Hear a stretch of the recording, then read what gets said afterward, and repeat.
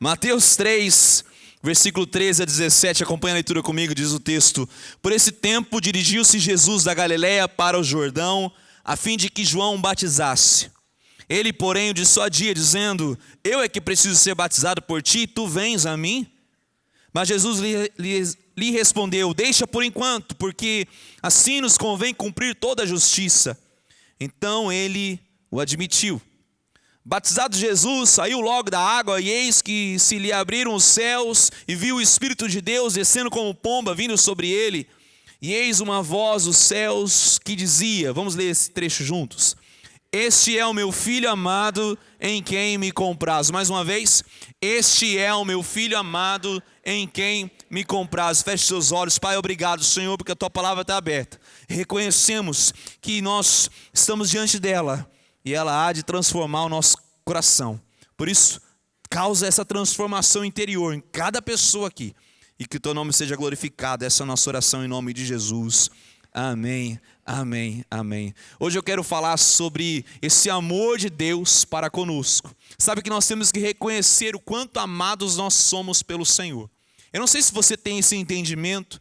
Eu não sei se você tem essa compreensão total, ou é só uma compreensão da sua sabedoria disso. Você sabe disso, mas há uma diferença enorme em saber e reconhecer e viver esse amor. Nós cantamos sobre o amor, nós falamos sobre o amor, mas muitas vezes nós não entendemos isso. E a prova disso é que a sociedade busca a identidade. Nós temos uma crise séria de identidade na nossa sociedade. Quando nós vemos a juventude, por exemplo, é que não se sai nos jornais, nos noticiários, mas o crescimento exorbitante de adolescentes e jovens se suicidando por causa de crise de identidade. Buscam entender a si mesmos nessa sociedade, ou em si mesmos se entenderem. Isso é impossível. O homem e a mulher só conseguem ter um seu autoentendimento quando reconhece quem Deus é. Eu vou repetir: você só se conhecerá quem você é, quando você reconhecer quem Deus é. Certa vez, Jesus Cristo estava andando com os seus discípulos, e ele perguntou: o que dizem que eu sou? E os discípulos falaram: uns dizem que você é Elias, Jeremias, algum dos profetas. Uma referência bacana, mas não o suficiente. Jesus não era apenas um profeta. Mas Jesus volta essa pergunta para os seus discípulos. Ele fala: então, e vocês? Quem diz que eu sou? É como se Jesus estivesse falando: agora vocês que andam comigo, que me conhecem, que viram os meus milagres, que viajam comigo, que sabem quem eu sou realmente no dia a dia, não há reservas, não há máscaras que possam suportar dias de intimidade. Quem vocês dizem que eu sou? Então Pedro, o mais afoito de todos os apóstolos, dá um passo à frente e diz: Tu és o Cristo, o Filho do Deus vivo. Que declaração maravilhosa e poderosa. Jesus então resolve declarar isso para Pedro: Pedro, não foi carne e sangue que te revelaram, mas foi Deus que te revelou isso. E eu também te digo: tu és Pedro. E ali, quando Pedro reconhece quem Jesus Cristo é, então Jesus pode sim dar a verdadeira identidade de Pedro, e reafirma quem é Pedro, e fala: Pedro, tu és Pedro, e sobre essa pedra, essa declaração sobre Jesus Cristo que você acabou de falar, eu hei de edificar a minha igreja, e as portas do inferno não prevalecerão contra ela. Ou seja, eu e você só saberemos quem somos quando reconhecemos quem Deus é. E parte disso está alicerçada na nossa certeza do amor de Deus para conosco. Jesus Cristo, quando veio à terra, ele não foi apenas um homem iluminado. Não, ele era o Deus encarnado. É o Deus que se autolimitou, que se humilhou a si mesmo. Só ele poderia fazer isso. Ele se humilhou e tomou forma de servo, diz o texto, para andar conosco. Jesus Cristo é o Deus que encarnou. Ele é o amor de Deus palpável. Ele é o amor de Deus que abraça. Ele é o amor de Deus que fala conosco. Ele é o amor de Deus que lava os nossos pés. Deus poderia ter várias maneiras de expressar o seu amor, mas nenhuma delas seria tão palpável como ter o seu próprio Filho encarnado em nosso meio. E andar em nossa vida e se escrever na nossa história. Esse é Jesus. Mas Jesus, como eu disse, é o Deus encarnado, mas ele tomou a forma de servo. Ou seja, os teólogos dizem que Jesus não era 50% Deus e 50% homem, mas ele era totalmente Deus e ao mesmo tempo totalmente homem. E aqui, nesse momento crucial da vida de Jesus, que nós lemos, o seu batismo, entende-se que um judeu ali só poderia começar o seu ministério a partir dos 30 anos de idade. Jesus obedece inteiramente à lei. Ele se limita a esperar a idade correta para o seu ministério. Imagine só, as pessoas convivendo com Jesus, o Deus encarnado por 30 anos, sem ele se manifestar publicamente quem ele era e fazer os seus inúmeros milagres que ele começou a fazer. Mas Jesus entendia isso, e ele espera esse momento, e ali ele é batizado. E vem uma voz dos céus ecoa sobre aquele local de forma pública e fala: este é o meu filho amado em quem me comprazo. Em outras versões, em quem me deleito, em quem me traz profunda alegria. Este é o meu filho amado. É como se Deus, e eu quero pedir aqui licença para usar um termo bem humano e atribuí-lo a Deus, é como se Deus estivesse falando assim: eu tenho orgulho desse filho, ele me traz muita alegria. Então há uma autenticação dos céus, não porque Jesus, sendo Deus, não sabia que ele era autossuficiente, mas porque Jesus, sendo totalmente humano, Deus sabia que precisava reconfirmar o seu amor por ele. E aqui está uma grande lição para nós. Existem aqui muitos pais e mães presentes. Quantos de nós temos afirmado, reafirmado, autenticado o nosso amor pelos nossos filhos? Quantos de nós temos essa prática de verbalizar o nosso amor? É fato que as suas palavras não são suficientes, assim como suas ações sozinhas não são suficientes. Elas precisam ser atreladas. Toda palavra vai ser autenticada por ações. Eu costumo dizer que quando um casal se chega no altar para se dar em casamento, eles vão ali fazer os votos, os compromissos. Eu sou fiel a você, quero ser fiel a você por toda a minha vida, né? Na saúde ou na doença, né? Na alegria ou na tristeza, na fartura ou na necessidade, será? Ou na necessidade, em todas as circunstâncias. E como é que aquele homem escuta da sua noiva, ou aquela noiva escuta do seu futuro marido e entende que aquilo é verdade? Porque passou-se pelo noivado, pelo namoro. E o noivado e o namoro foram suficientes para mostrar em algumas ações que essa pessoa sim é capaz de cumprir o que ela está prometendo. E aqui abrindo parênteses, muitas pessoas não se dão bem no casamento porque negligenciam o namoro e o noivado. Negligenciam algo tão importante para que duas pessoas se conheçam, para ver se aquele casamento é para todos sempre mesmo. Fecha-se o parênteses. Mas aqui Jesus autentica, aliás, Deus autentica o seu filho Jesus. Ele fala: este é o meu filho amado. Quando falamos sobre essa identidade, desse amor, dessa confirmação do amor de Deus para conosco, falamos sobre quem somos. Existe um pastor norte-americano chamado A.W. Tozer, ele é escritor de vários livros. E certa vez ele escreveu a seguinte frase: o que vem à nossa mente quando pensamos em Deus fala muito sobre quem somos e como nos vemos. O que vem à sua mente quando você pensa em Deus? Realmente vai falar quem você é e como você se vê. Muitas vezes nós temos visões erradas, errôneas de Deus. Uma visão de um Deus que é um ditador, uma visão de um Deus que é populista, ou a visão de um Deus que é um patrão, mas não a visão correta de um Deus. E Jesus nos apresenta esse Deus. Ele nos apresenta Deus como Pai. Até o Velho Testamento, Deus era reconhecido como um Deus cheio de majestade, muitas vezes distante, muitas vezes intocável, um Deus soberano. E no Novo Testamento isso não muda, ele continua soberano, ele continua majestoso, ele continua poderoso. Mas Jesus, certa vez, ao ensinar os seus discípulos a orar, ele usa outra expressão.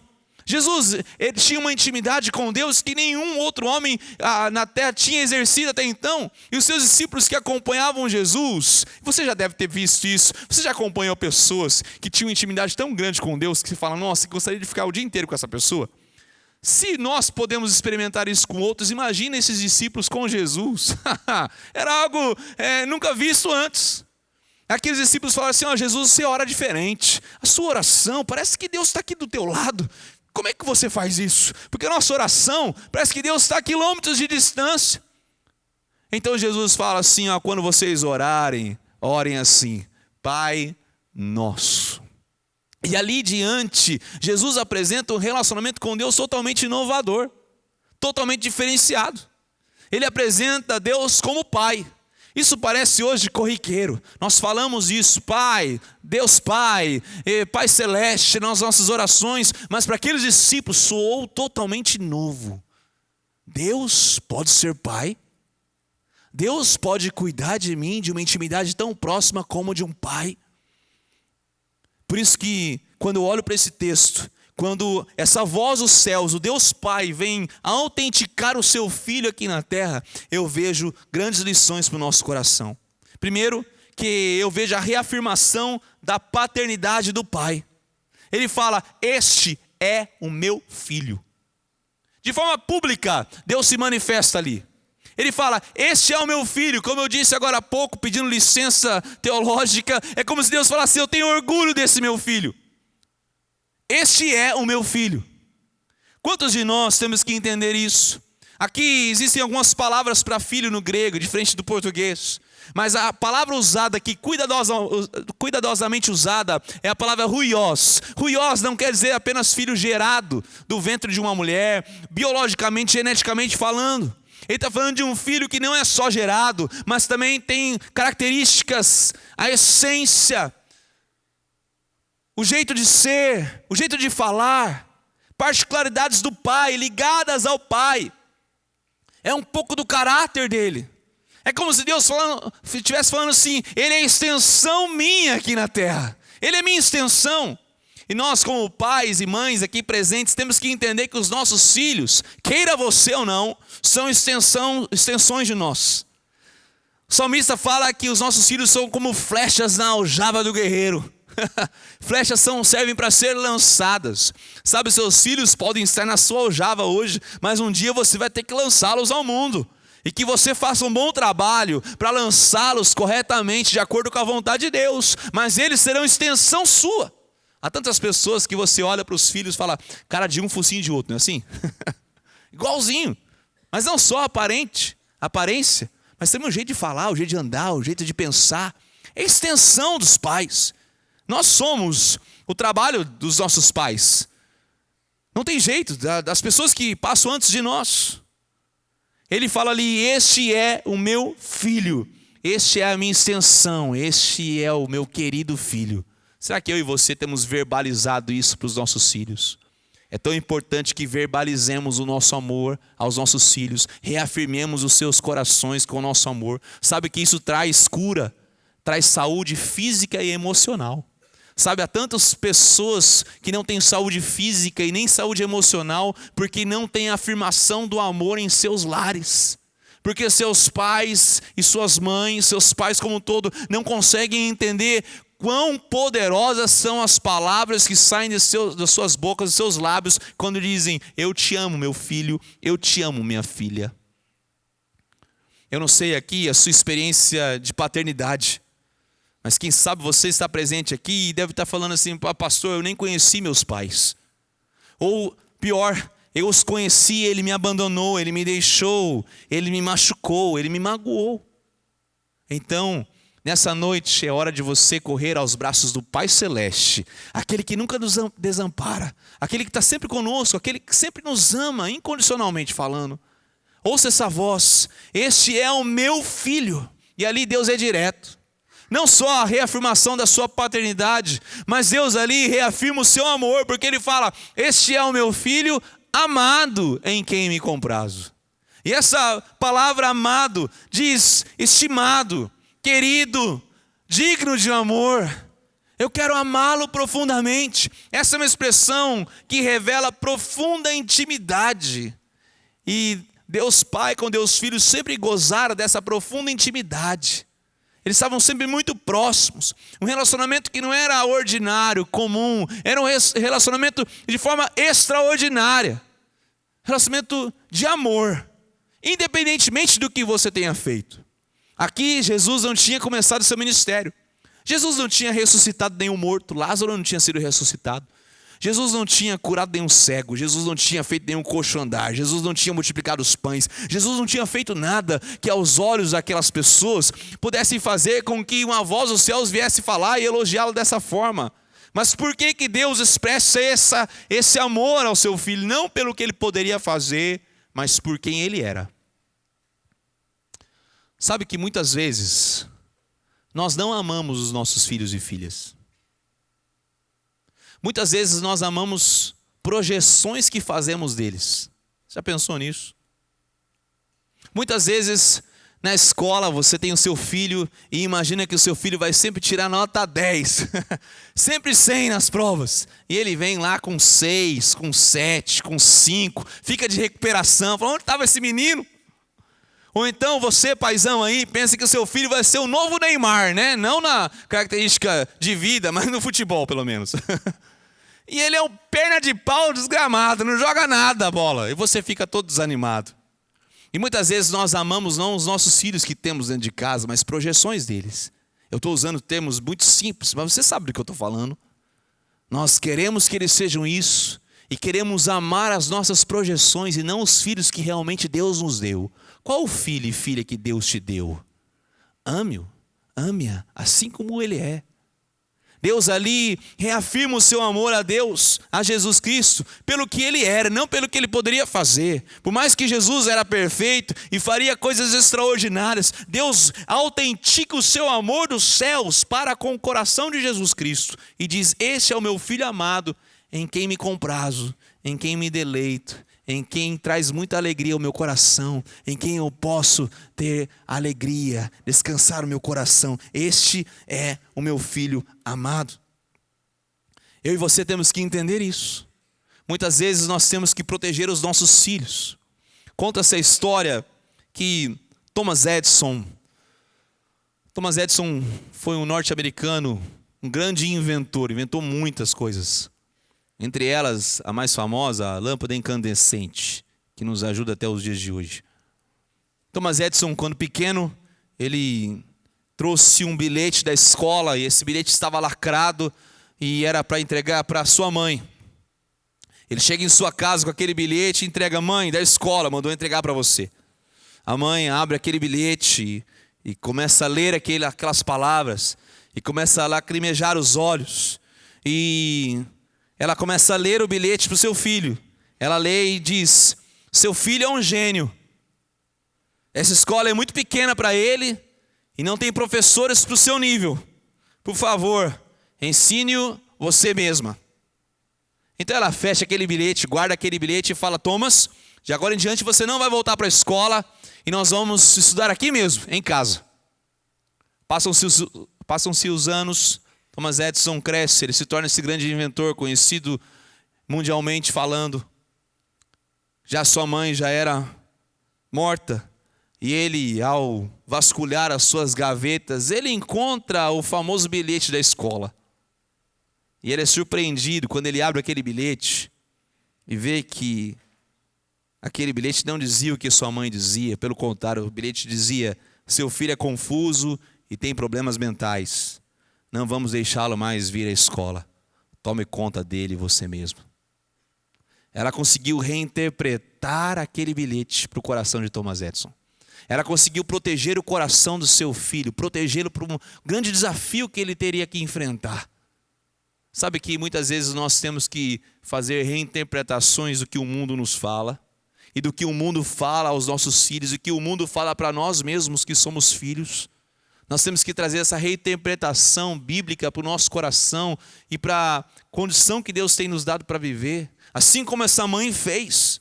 Ela reinterpretou, ela mudou o conteúdo da carta. Que tremendo é isso. Deus reafirma o seu amor para com Jesus, sabendo que Jesus, logo em seguida ao seu batismo, ele seria guiado pelo Espírito Santo de Deus para o deserto. E ali ele passaria 40 dias e 40 noites com a pior companhia possível. A própria figura de Satanás. O fez companhia. Antes só do que mal acompanhado, né? Misericórdia. Mas foi isso que aconteceu. Jesus esteve ali em jejum e consagração para o seu ministério, sendo tentado, ameaçado pelo inimigo. Por isso Jesus, sabendo dos desafios que Jesus ia enfrentar, Deus autentica o seu amor no seu coração e diz: você é meu filho amado, em quem me comprazo. Você é o meu filho amado, em quem me deleito. Sabe que eu e você temos que reafirmar o nosso amor pelos nossos filhos, preparando-os para grandes desafios que virão. E quando esses desafios baterem à porta, eles estarão seguros, porque eles têm amor em suas casas. Seus pais o amam. Nós expressamos esse amor aos nossos filhos. E como somos filhos de Deus, somos herdeiros de Deus e co-herdeiros com Cristo Jesus, também temos esse direito.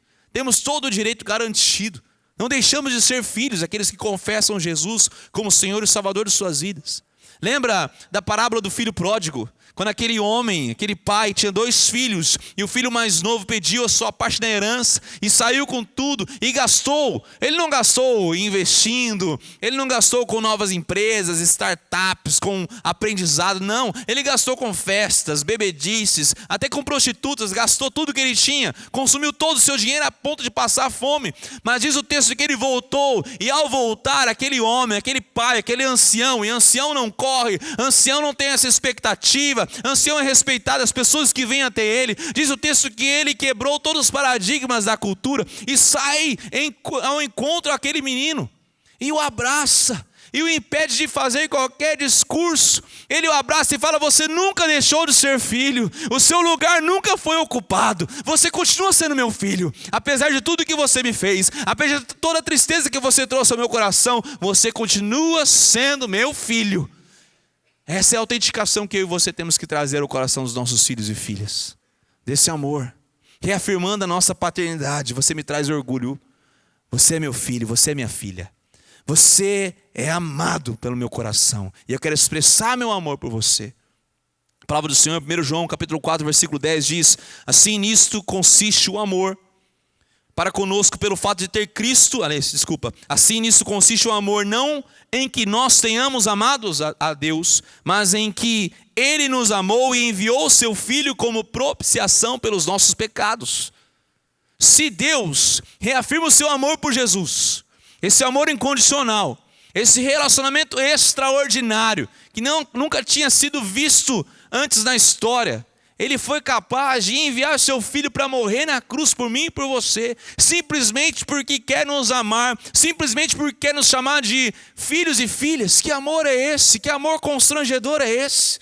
Quanto mais confiantes estaremos nessa noite de que esse amor também é para nós. Ou seja, o ponto que eu quero chegar aqui é que as palavras de Deus para Jesus não pararam em Jesus, mas ecoam sobre o nosso coração.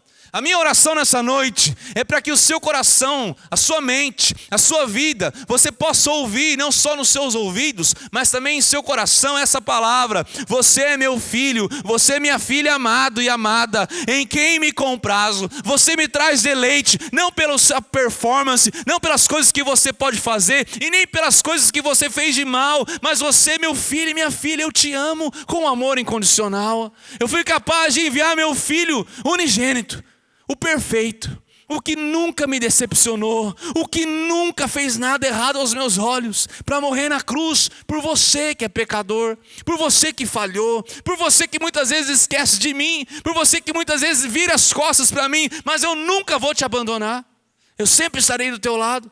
Essa é a confirmação do amor de Deus para conosco, não só a reafirmação da sua paternidade para conosco, do seu amor para conosco, mas eu quero encerrar reafirmando a nossa filiação por meio de Cristo Jesus.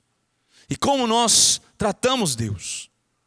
Eu disse aqui que muitas vezes nós temos a maneira de tratar Deus como se Ele fosse um ditador, um soberano. Antigamente havia aquela representação de Deus nos quadrinhos, um Deus sentado em alto e sublime trono nas nuvens, lançando pequenos raios sobre a cabeça das pessoas que o decepcionavam, que faziam coisas erradas, como se fosse condenação sobre a cabeça deles. E essas pessoas, elas se relacionam com Deus por medo. Você vê os homens e mulheres da Bíblia se relacionando com Deus pelo medo. Há também a outra forma de se relacionar com Deus como um patrão. Ele é meu patrão, eu faço o que Ele manda, mas ao final do mês eu tenho que receber o meu salário. Ele tem que de alguma forma me abençoar. Por melhor patrão que você tenha, quem sabe você tem um patrão abençoado aí. Quem está glória a Deus aí, amém?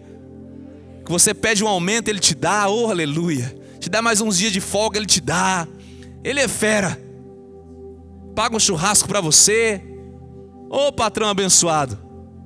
Mas por melhor patrão que eu e você tenhamos, um dia ele pode falar para você, ó, você está despedido. As pessoas às vezes lidam com Deus como se fosse seu patrão. Quando nós vemos no Velho Testamento os profetas faziam o que Deus mandava e apenas nisso, mas poucos deles se relacionaram de profundidade, de intimidade com Deus. Então vem Jesus e fala, não é isso. Deus é Pai. Deus é o meu Pai. E eu, de uma forma que vocês não vão conseguir compreender, mas vai ser pela cruz, vai ser pelo meu sacrifício na cruz, vai ser pelo meu sangue derramado, eu vou emprestar o meu Pai para vocês. Ele tem amor suficiente para te abraçar. Os braços dele são enormes para abraçar cada um de nós. Ele consegue ter atenção para cada um.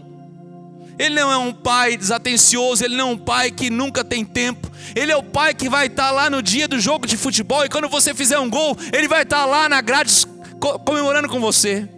Ele é o pai que vai estar ao teu lado quando você tirar uma nota ruim, não para te condenar, mas para te abraçar e falar, filho, vamos sentar mais uma vez, filha, vamos mais uma vez.